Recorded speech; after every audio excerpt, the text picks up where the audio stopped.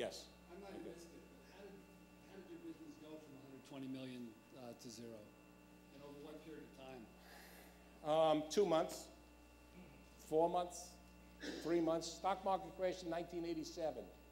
If you remember the crash in, what was it, October of 1987? One of the businesses I was in financial printing. That went from doing hundreds of millions of dollars, the business itself, to zero, so we had zero business. The fax machine came in. I was in the delivery business. I didn't see that coming.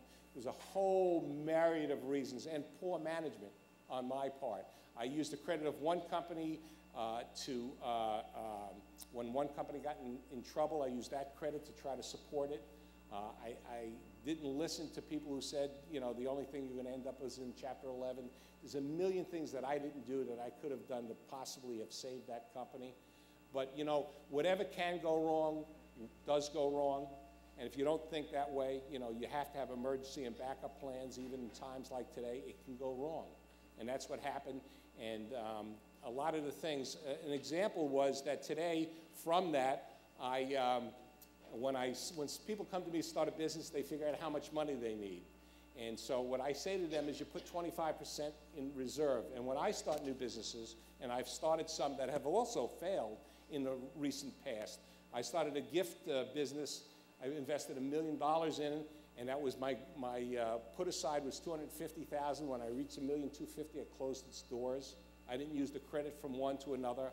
I have limits within myself. I learned that lesson too. So there's a whole bunch of things that drove that to become wrong. Yeah. Mark, talk a little bit about your personal transition from legal practice to seemingly something entirely outside of that, to managing a company. So when I grew up, I was in high school, and the guys used to stand around and say, well, I'm going to be rich. You know, that happened to you? It didn't. Well, we did. We stood around. One guy said, how are you going to be rich? And one guy says, I'm going to marry a rich girl. And the other guy said, my dad's rich, so I'm rich. And I used to say, I'm going to start a business. And so circumstances, I went to law school. I didn't want to go into the Army, which I eventually went into, but that's another whole story. And so I ended up in law school. And the next thing was to become a lawyer, and I hated it. I didn't like it. And I was hustling clients, so I was the rainmaker. And I said to myself, oh, I'm doing this for something I don't like. I might as well do it for something I don't like. Why didn't you like it? I just didn't like it. I didn't like the practice. Too slow for you? I don't want to go into it. There's 10 lawyers in the room. I don't want to so go right. You don't want them to feel bad. Completely over? Right over. What I did was, no, that's a good question. What I did was I decided that that was 30-some-odd years ago, and you knew that if you had any intelligence, you knew that this country was going to become a service business country. The manufacturing was going out. You could see the signs of it happening. So I decided to go into a service business, and I took jobs in different service businesses. The first job I had was in a car wash. By the way, for any of you who ever want to be in a car wash, the best job is vacuuming New York City cabs in the back seat because you get all the loose change. And so I worked in a car wash for 3 months. My wife used to hate it when I came home in a Super Suds outfit. And eventually, I worked in a couple other places, and I ended up working in a delivery company. I became the CEO of that delivery company, and from there I left and started my own company, but it's another whole story. So I did do investigations. I do today do the same thing. There's a lot of things you can do and get information for free before you start a company. One of them, most industries have organizations, national organizations, that are very useful. They have shows that once a year, or local shows. You go to those. You ask other people who are in a similar business but not in the territory you're going to start. You'd be surprised how helpful people will be. There's a lot of free stuff that you can do to find out about a business.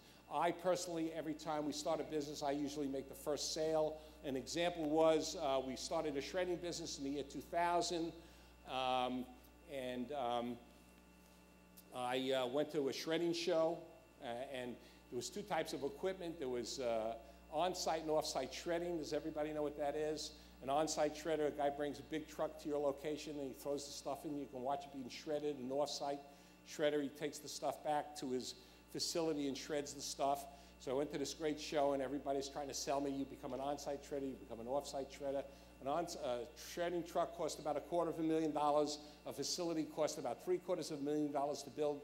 Before I'd spend a penny, I went out and said, wait, I'm not going to spend $250,000, $750,000 until I know what to do. So I decided to go out and started selling, and I became the first salesman in that industry. And I hooked up with a guy who is 120 miles outside of town. He was in Pennsylvania, by the way.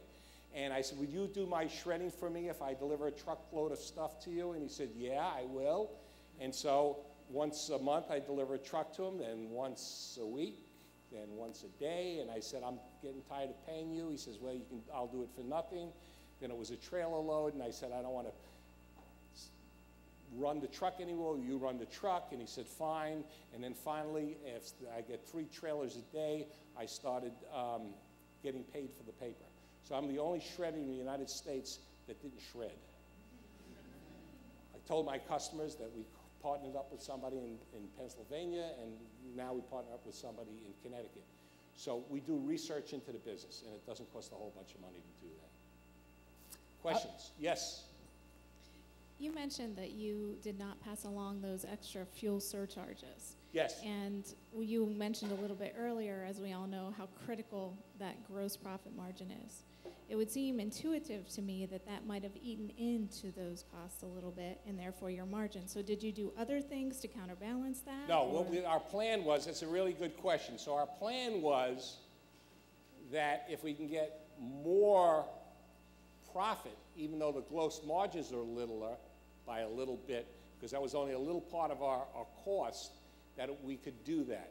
And so we went out and we used that letter to procure more sales. Our sales grew by 15%. And that was maybe, 1% of our cost. So we overcame it that way. That was actually a good example of numbers running the business, right? Yes, exactly the example of numbers running the business. So if it costs us $10,000 a month in extra fuel, instead of annoying our customers, we went out and got new customers, and those new customers probably returned $20,000 or $30,000 a month in bottom line profits. So Norm, how do you develop that feel for the numbers? Where does that come from?